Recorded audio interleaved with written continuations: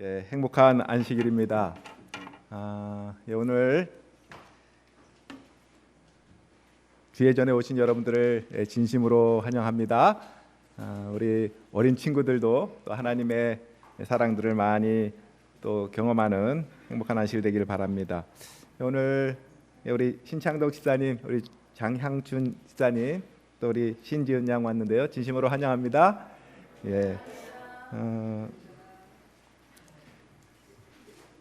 하나님 말씀 창세기 4장 1절부터 12절에 있는 말씀을 먼저 또 봉독하겠습니다. 제가 홀수절을 읽고 여러분들이 짝수절을 함께 교독해서 읽어주시면 감사하겠습니다. 아담이 그의 아내 하와와 동침하매 하와가 임신하여 가인을 낳고 이르되 내가 여호와로 말미암아 등남하였다 하니라.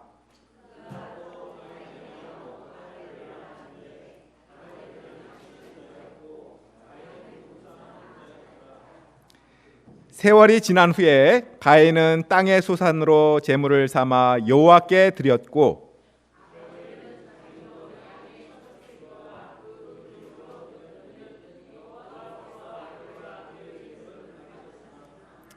가인과 그의 제물은 받지 아니하신지라.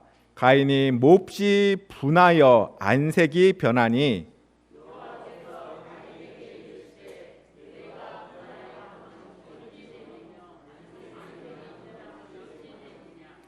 내가 선을 행하면 어찌 낯을 들지 못하겠느냐. 선을 행하지 아니하면 죄가 문에 엎드려 있느니라. 죄가 너를 원하나 너는 죄를 다스릴지니라.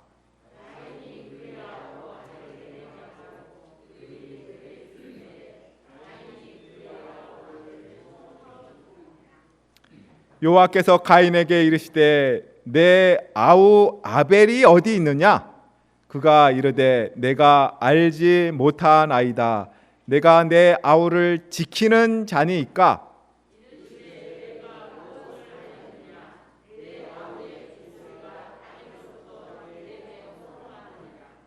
땅이 그 입을 벌려 내 손으로부터 내 아우의 피를 받았은즉 내가 땅에서 저주를 받으리니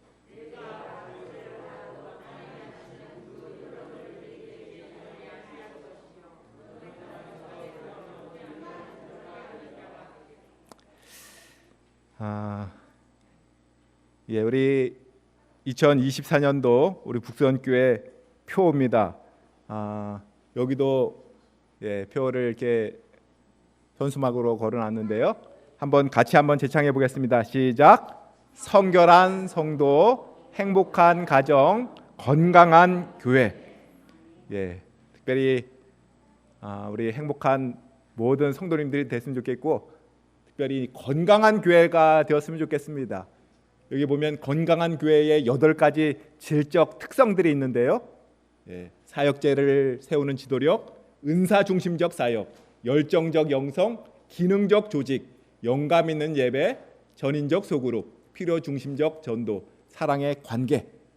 이 8가지 꼭 필요한 질적 특성들이 우리 교회에 아주 골고루 균형지게 잘 갖추어져서 정말 건강한 교회가 되기를 간절히 소망해 봅니다.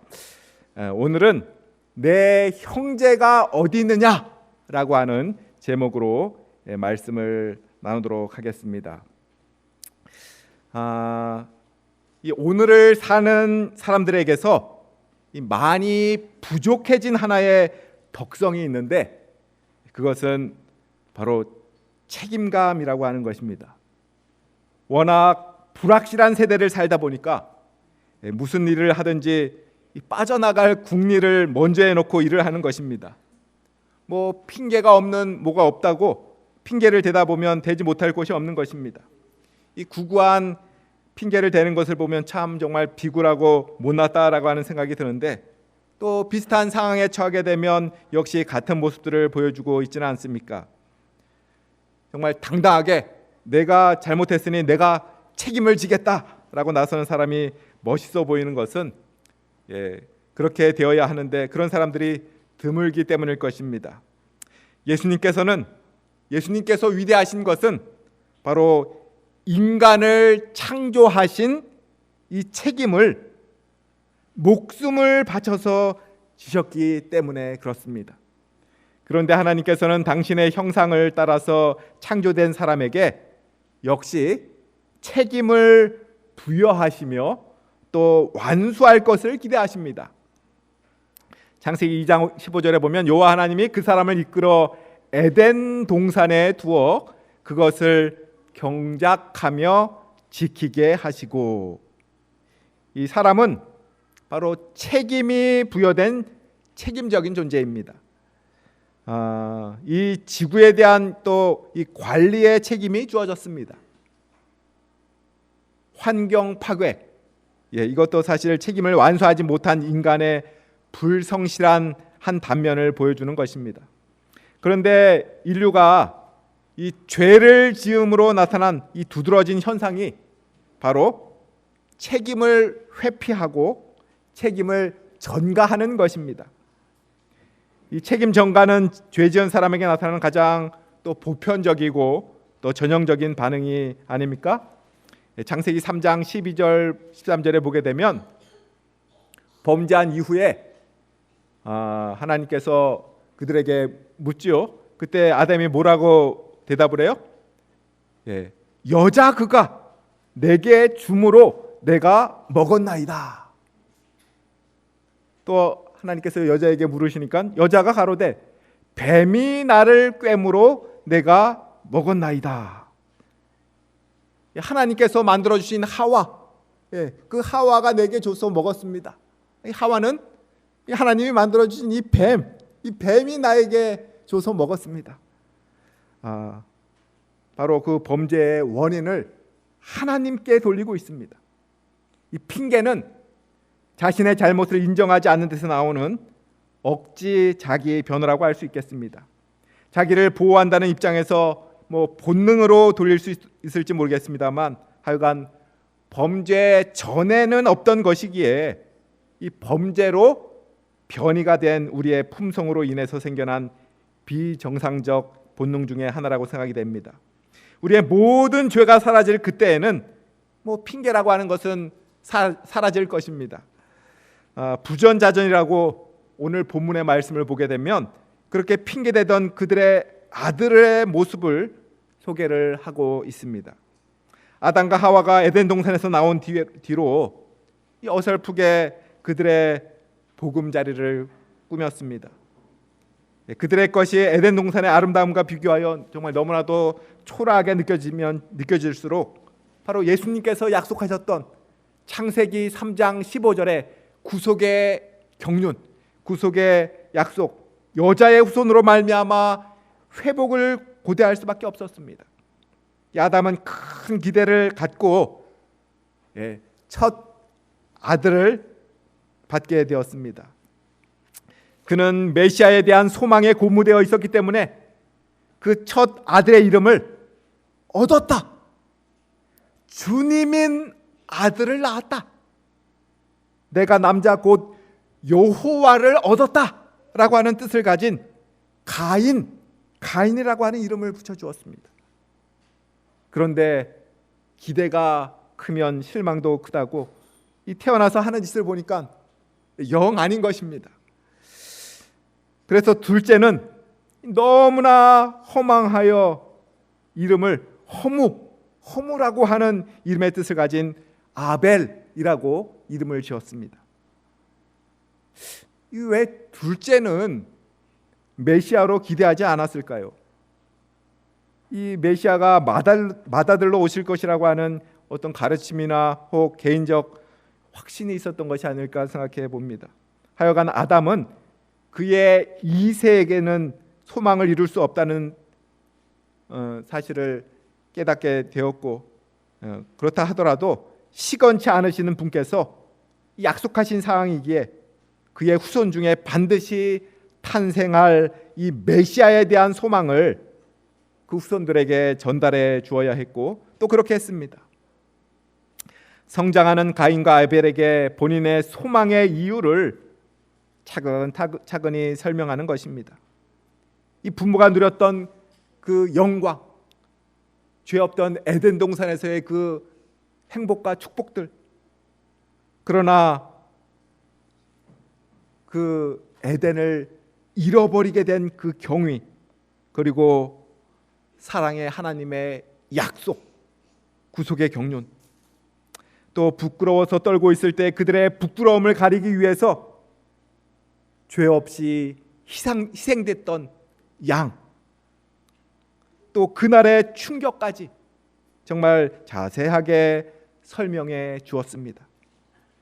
고통 중에 죽어간 그 양은 죄로 죽을 인생을 대신해서 피를 흘리실 바로 메시아를 상징한다라고 하는 사실을 가르치시던 그 하나님의 음성도 그 아들들에게 그대로 잘 전달을 했습니다. 안식일이 되면 이 아담은 양을 잡아서 제사를 드리면서 아들들에게 가르쳤을 것입니다. 이 가족 제단을 쌓으면 문제가 없었을 텐데 각자 제각기 예배를 드리려다가 불상사가 발생하게 됩니다. 잘 아는 사건이고 오늘 제가 드리려고 하는 말씀이 아니기 때문에 뭐 그 제사의 과정이나 그 의미에 대해서 설명은 생략하겠습니다. 간단하게 말씀드리면 이 가인은 자신의 농작물로 제사함으로 자신의 의로 구원을 받을 수 있다고 생각하면서 하나님의 법을 멸시하는 자들을 대표하는 것이고, 그 다음에 아벨은 양의 피를 동반한 올바른 제사를 드림으로 하나님의 피, 이 공로를 의지하는 참 예배자들의 무리를 대표하게 되었습니다. 그런데 당연히 하나님께서는 이 아벨의 순종의 제사는 받으셨지만 가인의 불순종의 제사는 받지 않으십니다. 그 예배를 위한 제단의 모양도 같았고 또 예배 형식도 같았지만 또 똑같이 하나님께 예배를 드렸지만 하나님께서 요구하신 것은 전적인 순종이었던 것입니다. 이에 시기와 질투로 격분한 가인은 아벨을 죽임으로 최초의 살인자가 되었습니다. 그것도 가족을 말입니다. 요한일서 3장 12절에 보면 가인이 아벨과 비교하여 상대적 죄인이 된 것에 분노를 품게 되어서 그런 일을 했다라고 이야기합니다. 사람이 얼마나 정말 쉽게 뻔뻔스러워지는지 모르겠습니다. 아담은 죄 지은 후에 두려워서 동산 숲에 숨었었지만 이 가인은 겁없이 하나님께 거짓말도 하고 말대꾸도 하는 것입니다. 하여간 우리는 9절과 10절에서 가인에 대한 하나님의 의미심장한 이 두 가지 질문을 접하게 됩니다. 사실 오늘 저는 이 본문을 좀 다른 각도로 보기를 원합니다. 지금도 설명드렸듯이 가인은 악인, 아벨은 의인이라고 하는 것이 우리가 알고 있는 공식이었는데 좀 파격적이지만 가인을 저와 여러분에게 적용시켜 보려고 합니다. 이 아담의 맏아들이었던 가인, 바로 진리에 먼저 접촉하고 먼저 눈을 뜬 저와 여러분들에게 비유하는 것이 가능하리라 생각이 됩니다. 정말 어느 누구도 가인에게 적용되기를 원치 않겠습니다만 오늘은 이 가인의 위치에 서서 자신을 살펴보시기 바랍니다. 사실 이 책임이라고 하는 문제를 다루기 위한 무리한 시도일지 모르지만 이 적용은 분명하게 교훈을 줍니다. 그렇다면 가인에게 말씀하신 하나님의 이 두 가지 음성은 오늘 저와 여러분 각자를 향한 질문으로 받아들이면서 오늘 말씀을 받으시기 바랍니다. 물론 6절에 제사를 받지 않으신 하나님과 또 아벨을 향해서 정말 얼굴이 빨개져서 씩씩거리고 있는 이 가인에게 왜 화를 내는지 물으시는 그런 음성도 있습니다만 9절과 10절의 두 질문, 내 아우 아벨이 어디 있느냐? 라고 하는 질문과 또 내가 무엇을 하였느냐? 라고 하는 이 두 가지 질문을 함께 명상해 보기를 원합니다. 첫 번째, 내 아우 아벨이 어디 있느냐? 내 형제가 어디 있느냐? 라고 하는 것입니다. 하나님께서는 아벨을 돌로 쳐 죽인 형 가인에게 이 죽은 동생 아벨의 소재를 묻고 계시는 것입니다. 이 아벨을 어디에 숨겨두었는지 몰라서 물으시는 그런 질문은 아닐 것입니다. 내 아우가 어디 있느냐? 주님께서 저와 여러분에게 이런 질문을 던지신다면 여러분들은 뭐라고 대답할 것이며 또 어떤 뜻으로 받아들이시겠습니까? 내 아우 아벨이 어디 있느냐? 저는 막내라서 아우가 없는데요. 그렇게 대답하시겠습니까? 가인은 뭐라고 대답합니까? 내가 알지 못하나이다. 내가 내 아우를 지키는 자니까 라고 이야기합니다. 가인은 자신에게 아벨의 생명의 소재를 찾고 계심을 느꼈습니다. 사망의 음침한 골짜기에 아벨을 두지 않았느냐? 너가 아벨을 잘 지켰느냐? 하나님께서 가인으로 아벨의 생명에 대한 책임이 있음을 깨우치시는 것입니다. 주님인 아들을 낳았다 라고 하는 뜻을 가진 이 가인처럼 바로 하나님께서 마지막 새 천사의 기별을 전달할 남은 무리의 선봉으로 바로 우리를 얻으신 후에 흡족한 기쁨과 함께 많은 기대를 가지셨습니다. 허무와 공허 속에서 정말 소망 없이 살고 있는 그 아벨들에게 너가 가지고 있는 그 소망의 이유를 말하라 라고 하는 것입니다. 그들에게 대한 책임을 완수할 것을 기대하시는 것입니다. 그런데 뭐라고 해요? 내가 알지 못하나이다. 내가 내 아우를 지키는 자니까. 하나님이 아시지 제가 어떻게 합니까? 하나님 책임 아닙니까? 그런 태도입니다. 그렇다면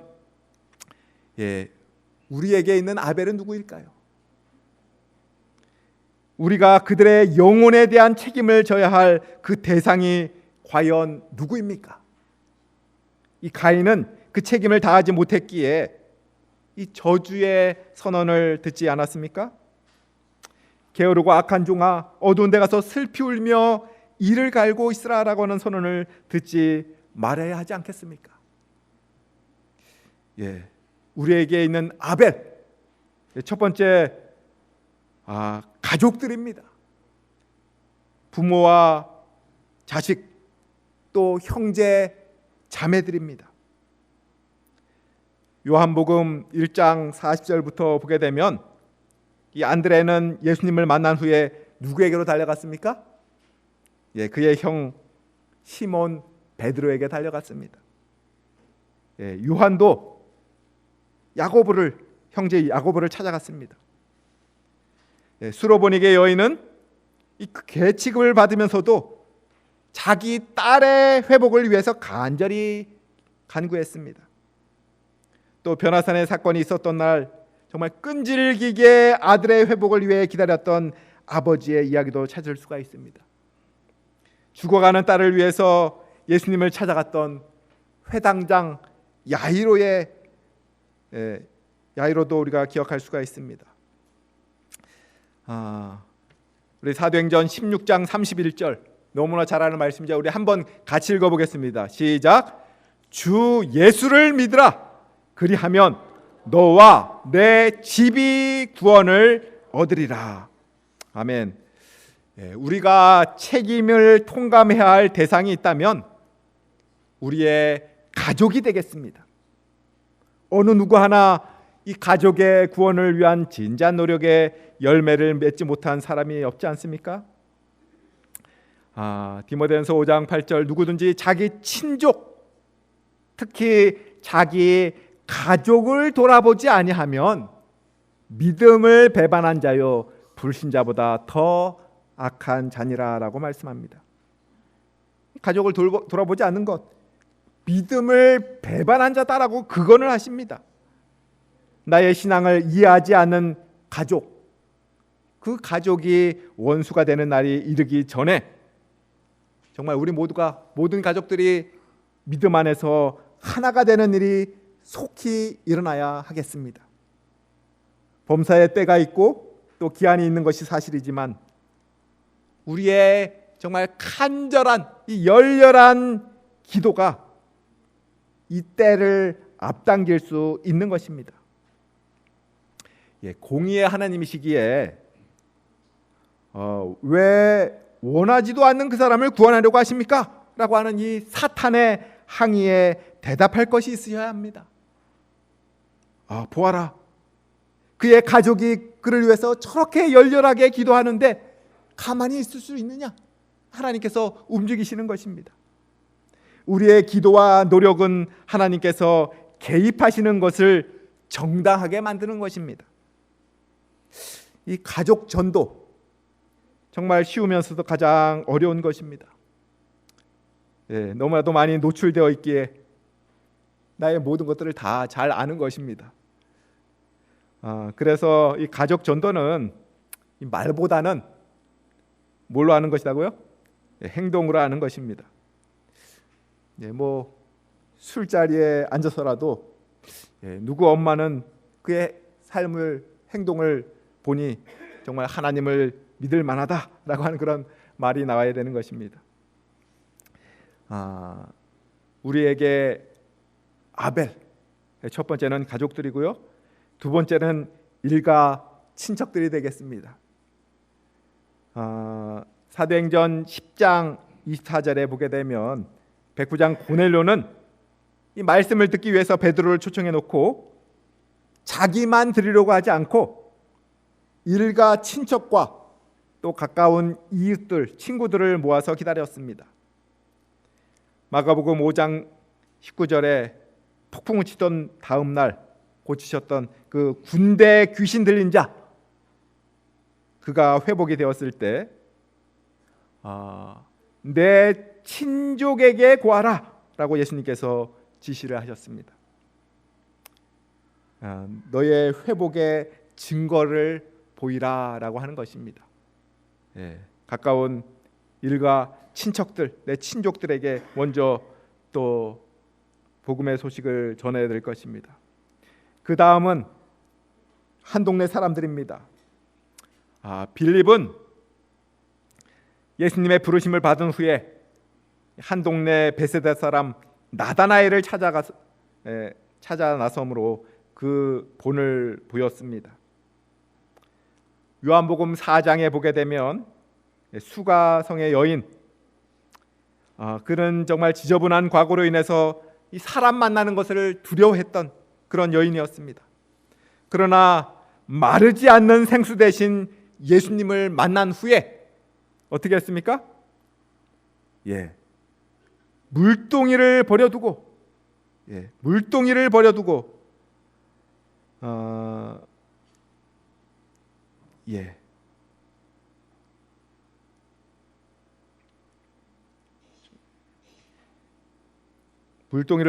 마을로 달려가서 예수님께로 이 주민들, 그 동네 사람들을 인도해오는 광경을 보면서 참으로 예수님을 만나면 이 사람이 어떻게 변화되는지를 보게 되는 것입니다.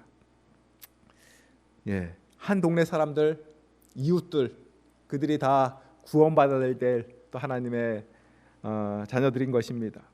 그 다음에 네 번째, 모든 확대 가족들, 내가 알고 있는 구원받아야 할 사람들에 대한 책임을 져야 합니다.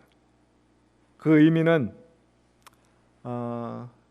제가 우리 이동철 집사님을 아는데 우리 교회에서는 저 외에 아무도 모릅니다. 우리 이동철 집사님이 하나님을 안 믿는 이 불신자라고 가정했을 때 말입니다.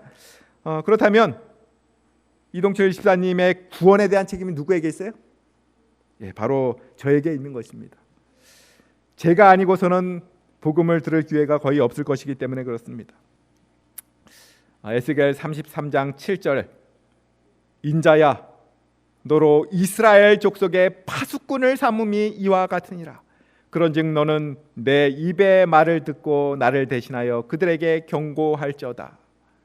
내가 그 악인에게 말로 경고하여 그 길에서 떠나게 아니하면 그 악인은 자기 죄악 중에서 죽으려니와 내가 그 피를 내 손에서 찾으리라. 예, 회피할 수 없도록 정말 책임 소재를 분명하게 하고 계시지 않습니까? 모든 확대 가족들, 내가 알고 있는 구원받아야 할 모든 사람들에게 하나님을 소개하고 복음을 증거하는 우리 모두가 되시기를 간절히 바랍니다. 그 다음에 우리의 형제는 바로 그리스도를 알지 못하는 내가 아는 모든 사람들이 해당이 되겠습니다. 이런 사람들의 생명에 대해서 우리에게 책임을 묻고 계시는 것입니다. 사랑하는 성도 여러분, 내 아우 아벨이 어디 있느냐? 이렇게 물으시는 하나님의 질문에 예, 구원받아야 할 허무와 공허 속에 살아가고 있는 그 수많은 그 아벨들, 사랑하는 형제 자매들이 바로 여기에 있습니다. 주님 앞에 데리고 왔습니다 라고 당당하게 말할 수 있는 우리 모두가 되시기를 간절히 바랍니다. 둘째, 내가 무엇을 하였느냐? 이 아벨의 생명을 위해서 내가 한 일이 무엇이냐라고 하나님께서 물으시고 계십니다. 그를 구원하지 않았다면 죽인 것입니다. 유대인 격언 중에 보면 선을 행할 수 있는데 하지 않았다면 악을 행한 것이다 라고 하는 격언이 있습니다.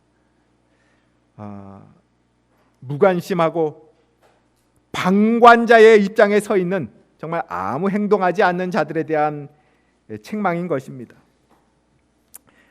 인간에 대한 인간의 몰인정, 이 몰인정이 최고의 죄악이다라고 영감의 글은 적고 있습니다. 죽어가는 영혼을 보고 방관하고 있는 자를 하나님께서는 묵과하실 수 없으신 것입니다. 수수방관할 수 없다고, 그렇다고 뭐 아무 행동이나 하겠다는 태도도 위험합니다. 사람의 행동의 방향이 부정적으로 흐르기 마련이기 때문에 그렇습니다. 무관심하고 또 방관자의 입장에 서서 정말 아무 행동도 하지 않는 자들을 향해서 내가 무엇을 하였느냐? 하나님의 질문에 대답할 말이 있도록 영혼에 대한 깊은 관심과 애정이 넘치게 되시기를 간절히 바랍니다. 또 가인은 아벨에게 돌을 던졌고 죽음에 처하게 만들었습니다. 텅 빈 가슴을 안고 공허 속에 살아가고 있는 이 세상의 아벨들을 정말 뜨거운 가슴으로 안지는 못할 만경 돌을 던져서야 되겠습니까? 비웃음의 돌, 정죄의 돌, 비난의 돌, 때때로 우리의 판단의 돌이 화살처럼 아벨의 가슴에 박히게 됩니다. 예수님께서는 죄 없는 자가 먼저 돌로 치라 라고 하시면서 땅바닥에 죄악을 적으실 때 과연 돌을 들 수가 있겠습니까? 정말 절대로 돌을 들어서는 안 되는 것입니다.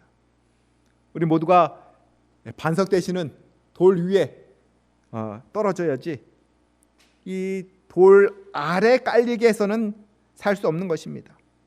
반석 되시는 그리스도를 삶의 기초속으로 삼도록 인도할 책임이 바로 저와 여러분들에게 맡겨진 것입니다. 인류의 조상 아담과 하와에게서 비롯된 생명의 첫 후손 가인, 그가 받았던 그 기대와 사랑을 담은 이름 가인, 얻었다. 주님인 아들을 낳았다. 이 가인은 정말 이름이 아까운 사람입니다.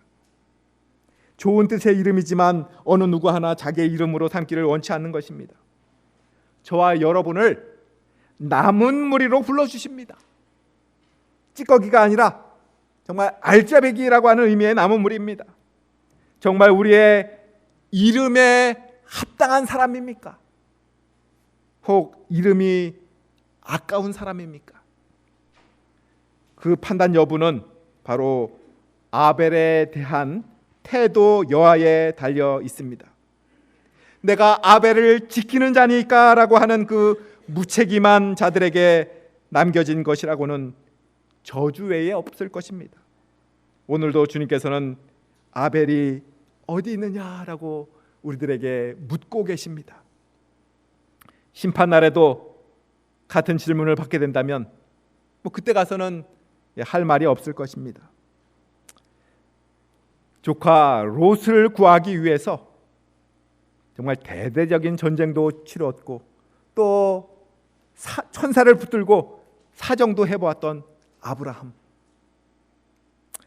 민족의 구원을 위해서라면 죽으면 죽으리라 각오로 있었던 에스더, 또 민족의 구원을 위해 3주간 간절한 기도로 투쟁을 하며 마침내 승리했던 다니엘, 전 인류의 생명이 자신의 손과 또 말에 달렸음을 자각했던 노아, 내게 맡겨주신 백성들을 구원해 주시지 않으면 내 이름을 하늘의 생명책에서 지워달라고 기도했던 모세, 바로 이들은 이름값을 한 가인들입니다.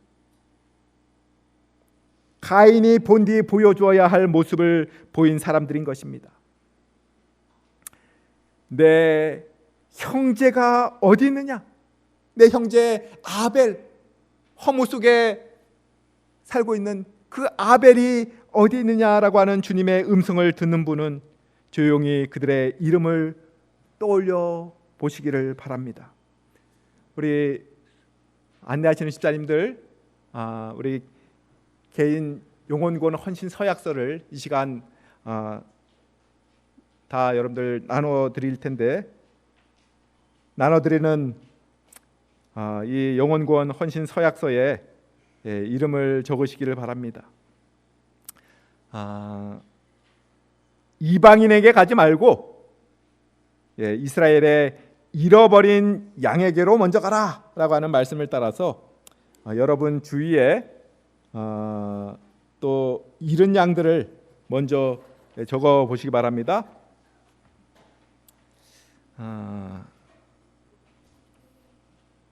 그리고 다음으로 사랑하는 가족들, 일가 친척들, 한 동네 사람들, 친구들, 또 확대 가족들을 한번 적어 보시기를 바랍니다. 그들을 위해서 일할 힘을 주십사 부지런히 기도하시기를 바랍니다. 용원구원 헌식 서약서 여러분 다 받으셨습니까? 예수가 있는 가슴,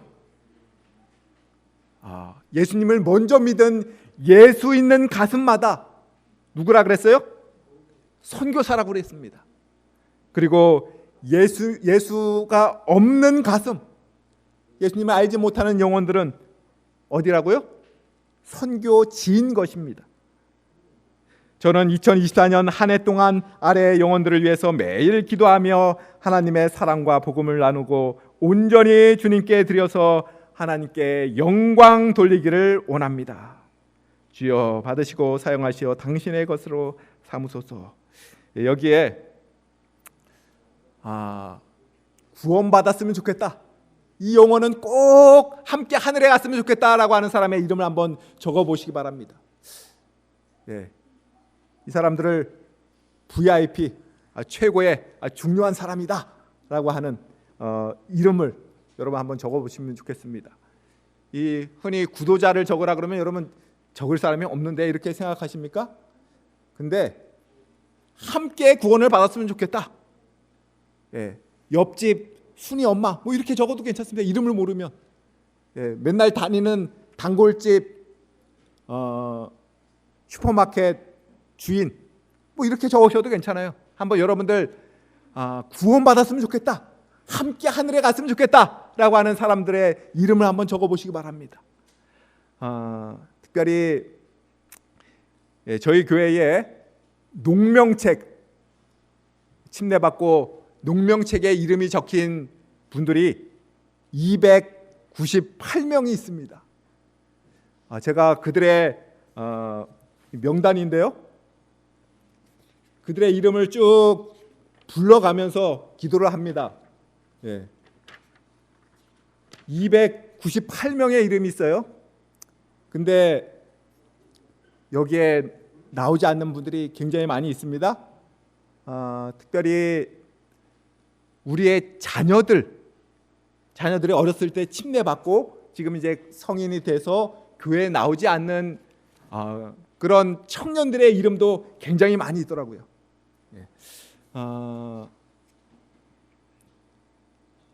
정말 이른 양, 그들의 이름도 한번 적어서 이것은 매일 내가 이들을 위해서 기도하겠다라고 하는 것입니다. 기도하겠다라고 하는 이름을 한번 꼭 적고, 그 다음에 제가 마지막 끝나고 나갈 때 저에게 이걸 좀 제출해 주시기 바랍니다. 그러면 제가 이것들을 다 정리를 해서 영혼 구원 나무를 좀 만들어서 붙이겠습니다. 이 사람을 위해서 매일 함께 기도하겠습니다 라고 해서 이것은 나 혼자만 기도하지 않고 우리 구역반, 우리 소그룹에서 함께 또 이 명단을 갖고 기도를 하고, 또 우리 교회에서 기도 시간마다 이 영혼들을 위해서 함께 기도하는 그런 시간을 갖기를 원합니다. 그래서 여러분들 함께 하늘에 가기를 원한다. 사랑하는 가족들, 아직 이 자리에 참여하지 못한 가족들이 있으면 이름을 적어 주십시오. 친척들, 이웃들, 친구들, 확대 가족들까지 이름을 한번 적어 주시면 좋겠습니다. 그리고 여기 A, B, C, D, E, F, G까지 제가 좀 적어놨는데 상태까지도 좀 적어 주신다면 또 파악하고 그들을 위해서 기도를 하겠습니다. 너희를 위해 기도하는 것을 쉬는 죄를 짓지 않겠다라고 기도했던 이 사무엘의 각오가 저와 여러분의 각오가 되시기를 간절히 바랍니다. 이 영혼들을 위해서 매일 기도하겠습니다라고 하는 이름으로, 그런 각오로 헌신 서약을 하는 것입니다. 위의 영혼을 주님께 드립니다. 오늘 4월 13일이죠. 그리고 여러분의 이름을 쓰시고 사인을 하셔서 마지막 나가실 때 저에게 제출해 주시면 감사하겠습니다. 사실 우리에게 이 책임이 주어졌다고 해서 우리가 구원의 능력이 있는 것이 아닙니다. 그저 주님의 손에 들려줄 수 있도록 반석 되시는 그리스도 위에 그를 놓을 뿐입니다. 거기까지가 우리의 책임입니다. 그 후의 일은 주님과 또 그 사람의 개인의 책임인 것입니다. 사랑하는 성도 여러분, 허무 속에서 괴로워하는 저와 여러분의 아벨, 그 아벨을 기억하면서 그를 위해서 기도하는 우리 매일의 삶이 되시기를 간절히 바라면서 이 시간 말씀을 줄이겠습니다.